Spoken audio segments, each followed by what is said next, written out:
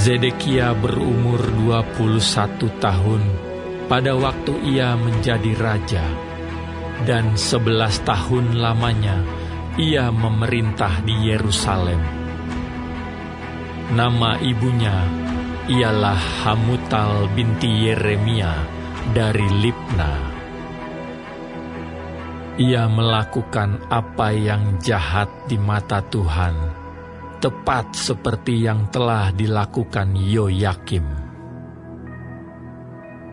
Sebab oleh karena murka Tuhanlah hal itu terjadi terhadap Yerusalem dan Yehuda, yakni bahwa ia sampai membuang mereka dari hadapannya. Zedekia memberontak terhadap Raja Babel. Maka pada tahun ke-9 dari pemerintahannya, dalam bulan yang ke-10, pada tanggal 10 bulan itu, datanglah Nebukadnezar Raja Babel dengan segala tentaranya menyerang Yerusalem. Berkemalah mereka mengepungnya, dan didirikan merekalah tembok pengepungan sekelilingnya. Demikianlah kota itu terkepung sampai tahun yang ke-11 pemerintahan Raja Zedekia. Pada tanggal 9 bulan yang ke-4, ketika kelaparan sudah merajalela di kota itu, dan tidak ada lagi makanan pada rakyat negeri itu, maka dibelah oranglah tembok kota itu. Melihat hal itu, maka melarikan dirilah raja dengan semua tentara, meninggalkan kota itu pada waktu malam melalui pintu gerbang antara kedua tembok yang ada di dekat taman raja, sekalipun orang Kasdim mengepung kota itu sekeliling. Mereka lari menuju ke Araba Yordan. Tetapi tentara Kasdim itu mengejar raja dari belakang dan mencapai Zedekia di dataran Yeriko. Segala tentaranya telah berserak-serak meninggalkan dia. Mereka menangkap raja dan membawa dia ke Ribla di tanah Hamat kepada Raja Babel yang menjatuhkan hukuman atas dia. Raja Babel menyuruh menyembelih anak-anak Zedekia di depan matanya. Juga semua pemuka Yehuda disembelihnya di Ribla. Kemudian mata Zedekia dibutakannya, lalu ia dibelenggu dengan rantai tembaga. Kemudian Raja Babel membawa dia ke Babel dan menaruhnya dalam rumah hukuman sampai kepada hari matinya. Dalam bulan yang kelima, pada tanggal 10 bulan itu, itulah tahun ke-19 pemerintahan Nebukadnezar Raja Babel. Datanglah Nebuzaradan, kepala pasukan pengawal, yang melayani Raja Babel ke Yerusalem. Ia membakar rumah Tuhan, rumah raja, dan segala rumah di Yerusalem. Segala rumah orang-orang besar dibakarnya dengan api. Segala tembok sekeliling kota Yerusalem dirobohkan oleh tentara Kasdim yang ada bersama-sama dengan kepala pasukan pengawal itu. Sebagian dari orang-orang yang paling lemah dan sisa-sisa rakyat yang masih tinggal di kota itu, dan pembelot-pembelot yang menyeberang ke pihak Raja Babel, dan sisa-sisa para pekerja tangan, diangkut ke dalam pembuangan oleh Nebuzaradan, kepala pasukan pengawal itu. Hanya beberapa orang miskin dari negeri itu ditinggalkan oleh Nebuzaradan, kepala pasukan pengawal itu, untuk menjadi tukang-tukang kebun anggur dan peladang-peladang. Juga tiang-tiang tembaga yang ada di rumah Tuhan, dan kereta penopang, dan laut tembaga yang ada di rumah Tuhan, dipecahkan oleh orang Kasdim, dan seluruh tembaganya diangkut mereka ke Babel. Kuali-kuali, penyodok-penyodok, pisau-pisau, bokor-bokor penyiraman, dan cawan-cawan, dan segala perkakas tembaga yang dipakai untuk menyelenggarakan kebaktian diambil mereka.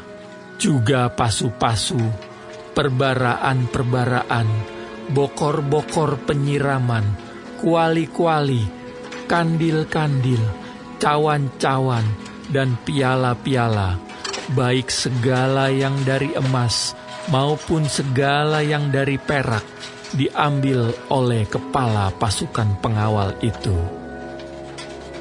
Adapun kedua tiang, laut yang satu itu, dan ke-12 lembu tembaga yang ada di bawah kereta penopang, yang dibuat oleh Raja Salomo untuk rumah Tuhan, tiada tertimbang tembaga segala perkakas ini.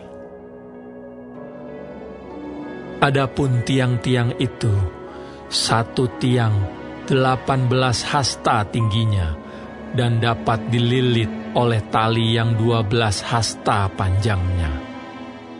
Tebalnya 4 jari dan geronggang dari dalam.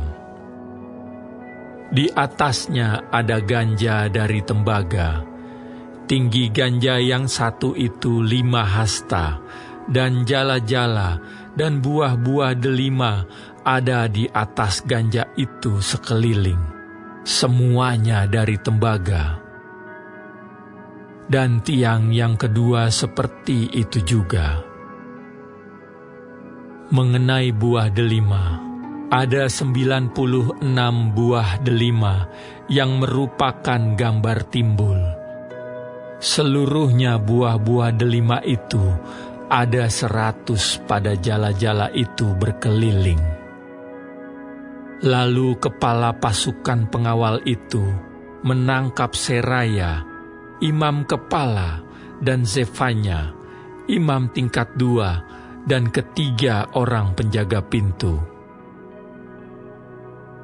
Dari kota itu ditangkapnya seorang pegawai istana yang diangkat mengepalai prajurit-prajurit, dan 7 orang pelayan pribadi raja yang terdapat di kota itu, dan panitera panglima tentara yang mengerahkan rakyat negeri menjadi tentara, dan 60 orang dari rakyat negeri yang terdapat di tengah-tengah kota itu. Nebuzaradan, kepala pasukan pengawal, menangkap mereka dan membawa mereka kepada Raja Babel di Ribla. Lalu Raja Babel menyuruh membunuh mereka di Ribla di tanah Hamat. Demikianlah orang Yehuda diangkut ke dalam pembuangan dari tanahnya. Inilah jumlah rakyat yang diangkut ke dalam pembuangan oleh Nebuzaradan dalam tahun ke-7. 3.023 orang Yehuda. Dalam tahun ke-18 zaman Nebukadnezar, 832 jiwa dari Yerusalem. Dalam tahun ke-23 zaman Nebukadnezar, diangkut ke dalam pembuangan oleh Nebuzaradan, kepala pasukan pengawal, 745 jiwa orang Yehuda, seluruhnya berjumlah 4.600 jiwa. Kemudian dalam tahun ke-37 sesudah Yoyakin Raja Yehuda dibuang, dalam bulan yang ke-12 pada tanggal 25 bulan itu, maka Ewil Merodak, Raja Babel, dalam tahun ia menjadi raja, menunjukkan belas kasihannya kepada Yoyakin Raja Yehuda dengan melepaskannya dari penjara. Ewil Merodak berbicara baik-baik dengan dia dan memberikan kedudukan kepadanya, lebih tinggi daripada kedudukan raja-raja yang bersama-sama dengan dia di Babel. Yoyakin boleh mengganti pakaian penjaranya dan boleh selalu makan roti di hadapan raja selama hidupnya.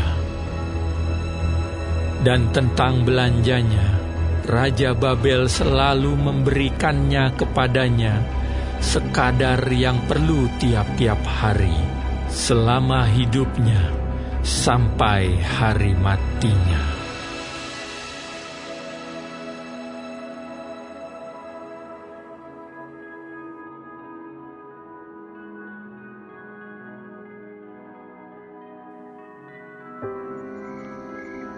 Mazmur Daud.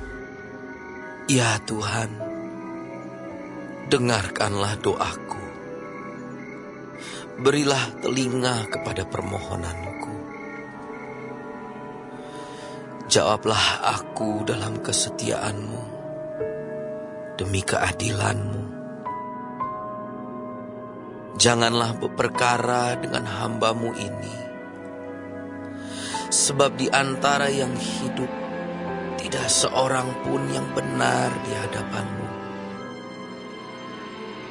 Sebab musuh telah mengejar aku dan mencampakkan nyawaku ke tanah, menempatkan aku di dalam gelap seperti orang yang sudah lama mati. Semangatku lemah lesu dalam diriku, hatiku tertegun dalam tubuhku. Aku teringat kepada hari-hari dahulu kala. Aku merenungkan segala pekerjaan-Mu. Aku memikirkan perbuatan tangan-Mu. Aku menadahkan tanganku kepadamu. Jiwaku haus kepadamu, seperti tanah yang tandus. Jawablah aku dengan segera ya Tuhan. Sudah habis semangatku.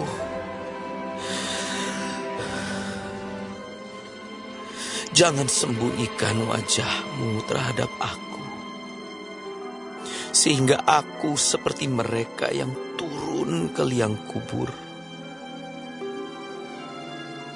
Perdengarkanlah kasih setia-Mu kepadaku pada waktu pagi. Sebab kepadamu-lah aku percaya. Beritahukanlah aku jalan yang harus kutempuh. Sebab kepadamu-lah kuangkat jiwaku.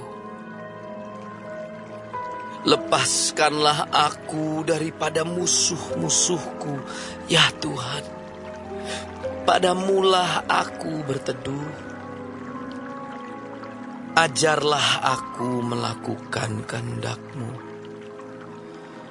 sebab Engkaulah Allahku. Kiranya Roh-Mu yang baik itu menuntun aku di tanah yang rata. Hidupkanlah aku oleh karena nama-Mu ya Tuhan. Keluarkanlah jiwaku dari dalam kesesakan demi keadilan-Mu. Binasakanlah musuh-musuhku demi kasih setia-Mu. Dan lenyapkanlah semua orang yang mendesak aku. Sebab aku ini hamba-Mu.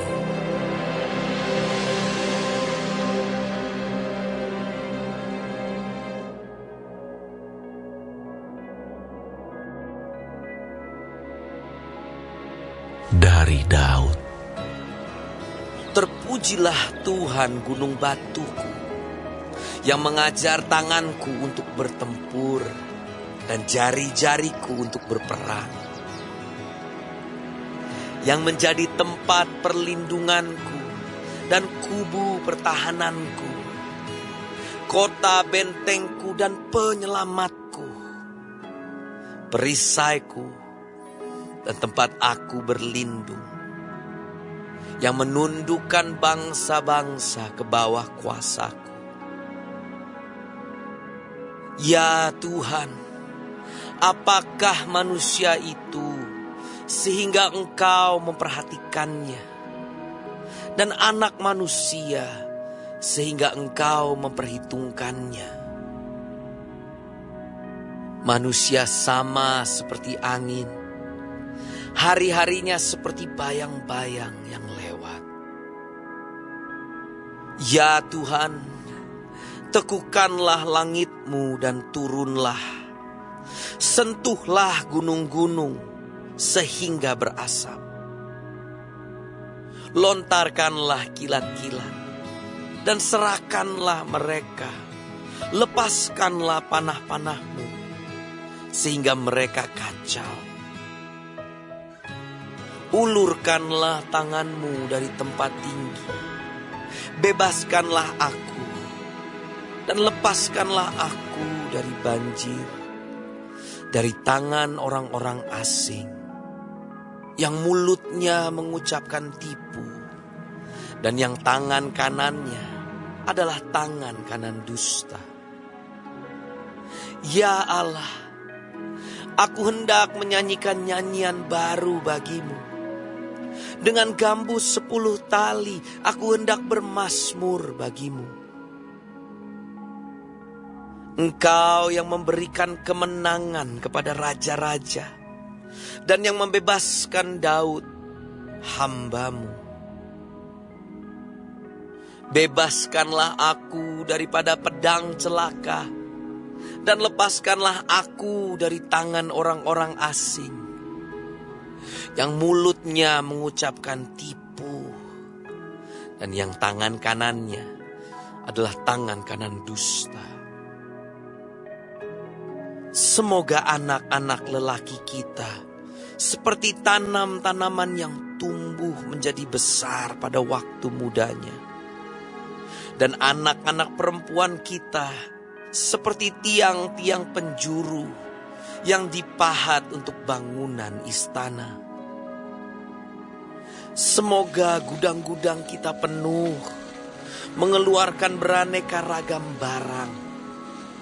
Semoga kambing domba kita menjadi beribu-ribu, berlaksa-laksa di padang-padang kita.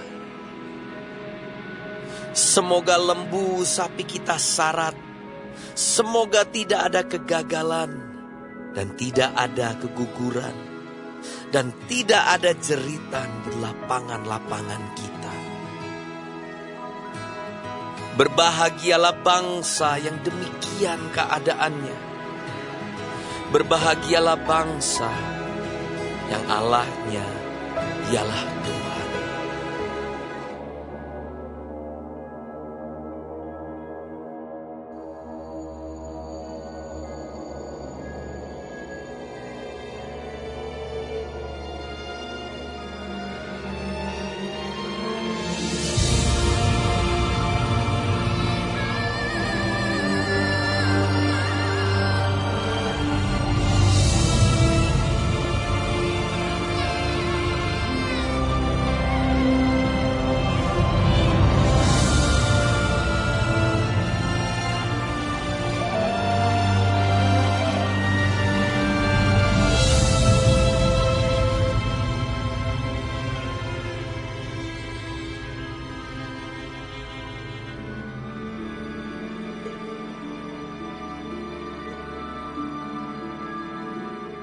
Kitab Wahyu.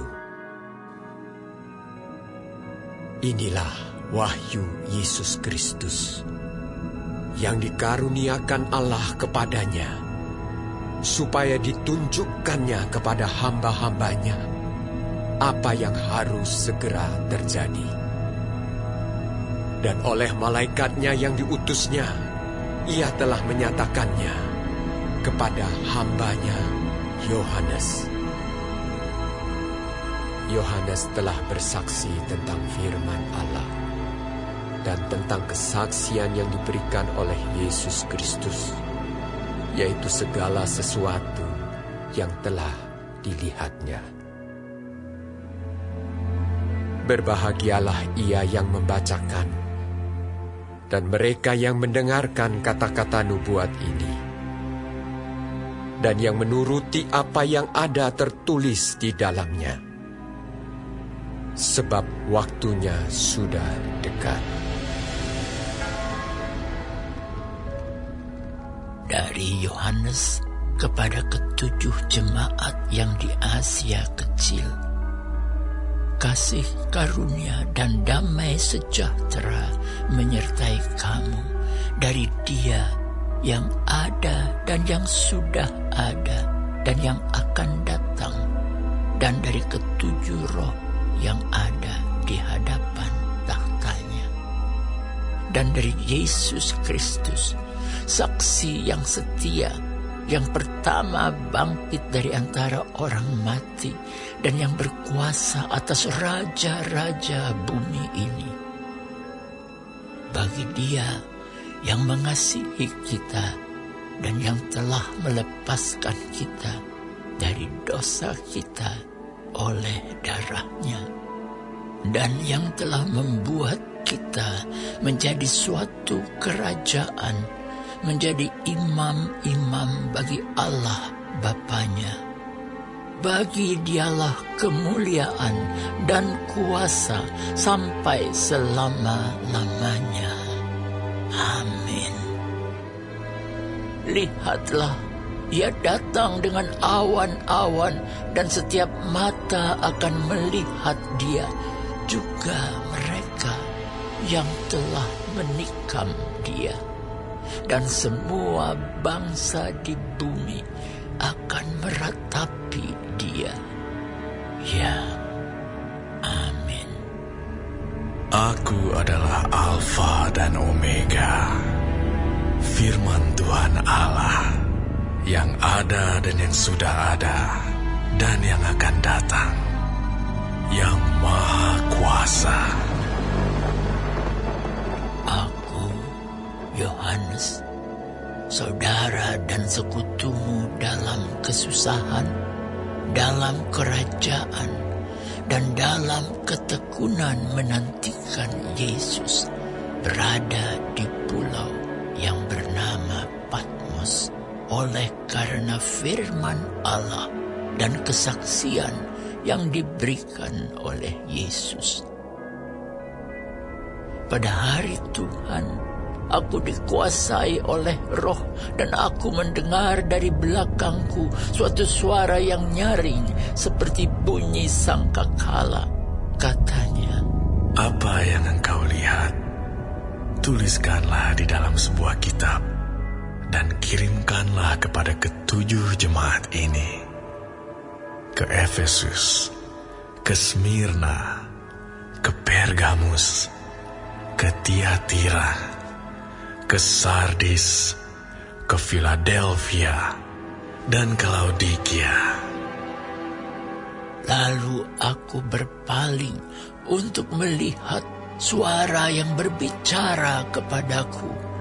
Dan setelah aku berpaling, tampaklah kepadaku 7 kaki dian dari emas.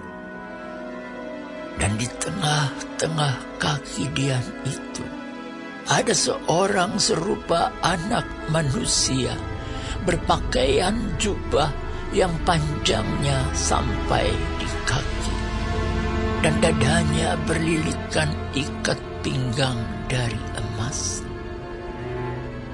Kepala dan rambutnya putih bagaikan bulu yang putih mentah, dan matanya bagaikan nyala api, dan kakinya mengkilap bagaikan tembaga membara di dalam perapian. Suaranya bagaikan desau air bah. Dan di tangan kanannya ia memegang 7 bintang, dan dari mulutnya keluar sebilah pedang tajam bermata 2, dan wajahnya bersinar-sinar bagaikan matahari yang terik. Ketika aku melihat dia, tersungkurlah aku di depan kakinya, sama seperti orang yang mati. Tetapi ia meletakkan tangan kanannya di atasku, lalu berkata, "Jangan takut, aku adalah yang awal dan yang akhir, dan yang hidup. Aku telah mati, namun lihatlah, aku hidup sampai selama-lamanya, dan aku memegang segala kunci maut dan kerajaan maut. Karena itu, tuliskanlah apa yang telah kau lihat, baik yang terjadi sekarang maupun yang akan terjadi sesudah ini. Dan rahasia 7 bintang yang telah kau lihat pada tangan kananku dan 7 kaki dian emas itu. 7 bintang itu ialah malaikat